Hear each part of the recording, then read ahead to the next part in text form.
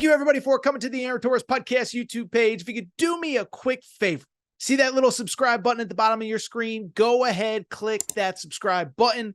Really does help our channel grow, our audience grow, and I really do appreciate it more than you know. So click that subscribe button. Appreciate your support.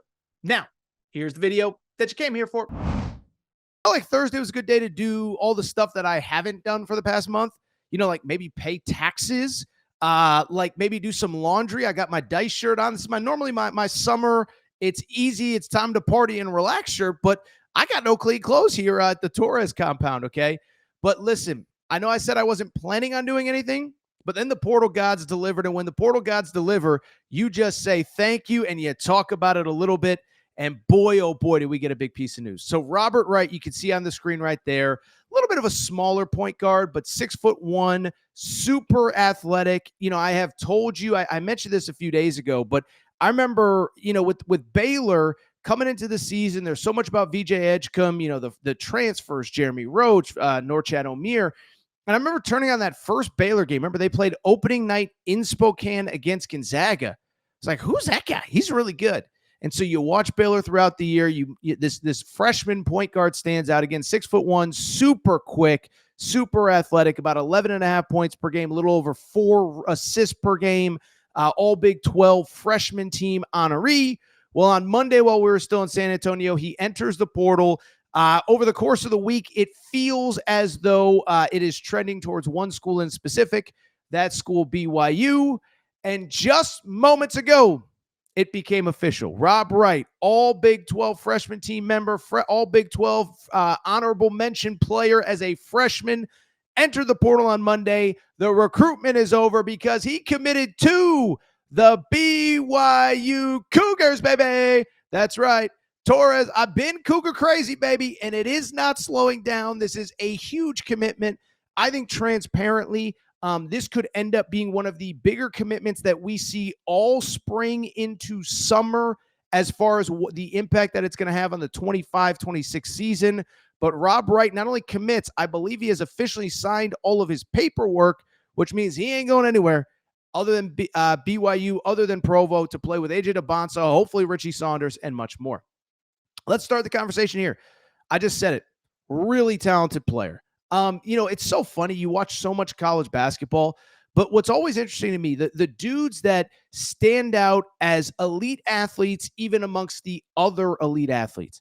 And Rob Wright was a guy with the ball in his hands. You're like, oh, that dude is lightning quick. Again, he's a little bit undersized at 6'1". Listen, if he was 6'4", he'd probably be the not number one, but he'd probably be a top 10 pick in the NBA draft, okay? But 6'1", ball in his hands, gets to the rim, finishes at the rim. A very good contributor. Like, you know, you have Jeremy Roach on the team last year at Baylor. You would expect him to lead the team in assists. No. It was Rob Wright. And on top of it, 35.5% three-point shooter as a true freshman in the Big 12. It ain't too shabby, okay? So I thought he was one of the premier lead guards in college basketball. And I'll be honest, you know, listen, doing what I do, you just kind of hear stuff over the course of whatever. I heard weeks ago, you know, all sorts of teams were kind of keeping an eye on him. Could he potentially leave? He's from the East Coast. Would he be a fit at some of these Big East schools? So when he entered on Monday, I wasn't totally surprised. But then you hear the BYU rumors. You're like, oh, that actually makes a ton of sense. What does BYU need for next season? Well, what do we know that they have, okay? They have the number one recruit in America, although I guess Darren Peterson surpassed AJ Dybantsa, whatever, who cares? They have AJ Dybantsa committed, signed, ready to go. By the way, hate to brag, met AJ Dybantsa at the Final Four, sweetest kid in the world, met his dad, a great guy. Maybe sometime soon we'll get him on the Aaron Torres pod to talk a little bit about this upcoming season. But you have AJ Dybantsa, number one player in America, can take over games. But you know what you also hopefully will have coming into next year? You're hoping that you're going to have Richie Saunders back as well, Mr. Tater Tot there, who turned into an all Big 12 player in his own right. 16.5 points per game, 43% shooting from three. He was, you know, one of the best players in the Big 12 this year. If JT Toppin doesn't exist, I think Richie Saunders probably ends up winning Big 12 Player of the Year. So you have two absolute superstars. Oh, by the way, you know who else you got? Keba Keita. may have heard of him. We call him the Incredible Hulk here on the Aaron Torres pod. He led the nation in the stat that I call cool stuff happening at the rim. He's always having some wild block, throwing down some sick dunk, whatever. But really, one thing that was missing in terms of like must get in the offseason is that lead guard. I know there was some buzz that could Yegor Demmin potentially come back. We even talked about it after BYU lost in the Sweet 16. I thought it would be a really cool story. But when you're Yegor Demmin coming from Russia to play college basketball, it's a one-year proposition. And he's going to be a top 15, top 20 pick at worst, maybe as high as top 10 once he gets into individual workouts. So realistically, you're not getting Demmin back. It was a cool story. We wish it could have happened. It would have been great for college basketball, great for BYU. But realistically, it was probably never going to happen. So he enters the NBA draft, and you need a lead guard in that position. Well, the portal is not, it's not producing a lot of guys, but this was the guy. If I could pick one guy currently in the portal that fits perfectly with who BYU has, what they want to do, this guy has to be it. Like I said, 6'1", great with the ball. I think the big thing is he can score himself, but I think as importantly, he can get others involved. So again, those alley-oops that were going from Yegor Demmin to Dybantsa, boom, all of a sudden they're going from Rob Wright to Dybantsa. Hitting Richie Saunders in the corner for a three, hitting some of these other guys in the corner for a three, getting out in fast break with AJ Dybantsa. I just think he is the perfect fit for what they want to do, who they want to be, how they want to play. We saw what that Kevin Young system looks like this season, and man, oh man, what a fit it is. Now, listen, I think BYU still has a couple pieces that they'll probably want to add. I saw, by the way, I should mention Boscovich is coming back. The big man committed very, very late in the spring or summer of last year. I think it was like August that he actually committed. Veteran guy, I know he's only played 1 year, but he's an older guy. I think he's a very good veteran piece off the bench. I think you need a little bit more three-point shooting.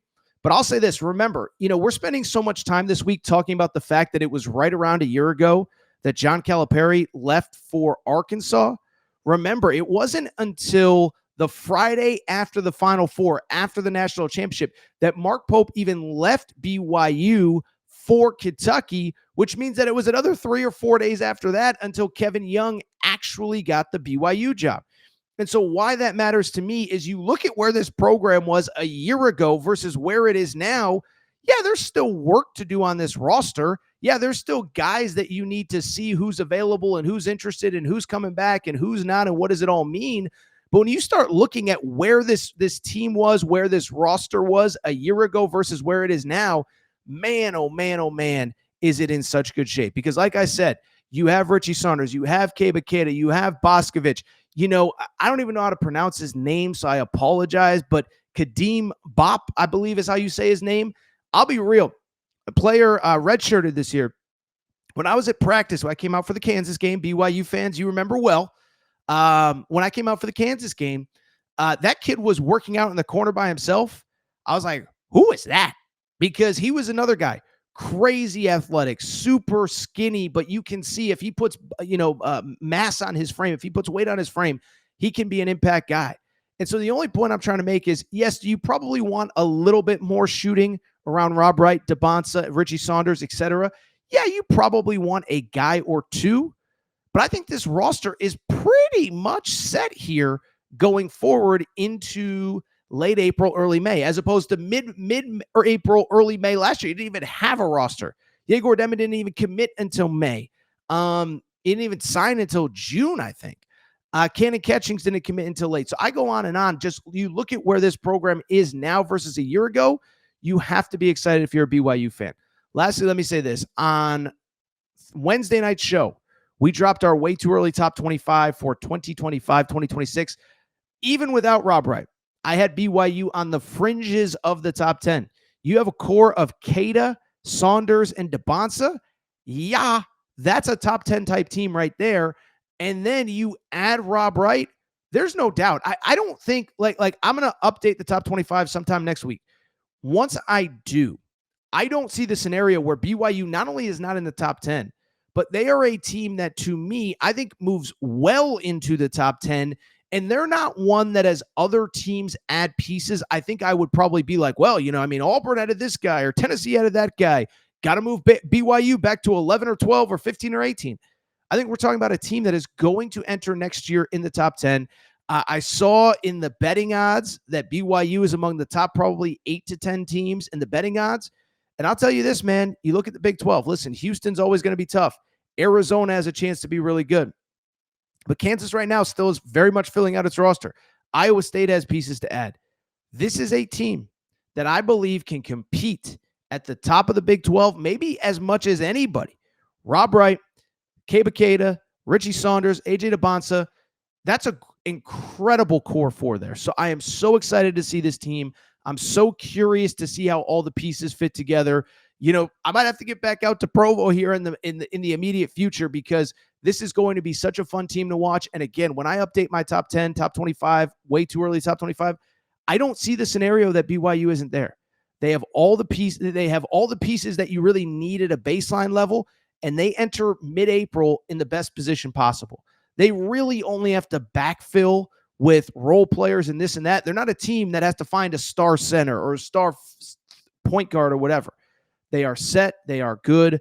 I love this BYU team going into 2025, 2026. I'm officially Cougar crazy, and I may have to get back out to Provo soon. If you enjoyed this video, do me a quick favor. Subscribe to the Aaron Torres Pod YouTube channel. New clips, new videos going up every single day. Also, BYU fans, should have mentioned it earlier, our Torres on BYU page, Torres on BYU, all your late-breaking BYU news. And I think even though the roster is in good shape, there will be plenty more this offseason. Torres on BYU. That's on Twitter.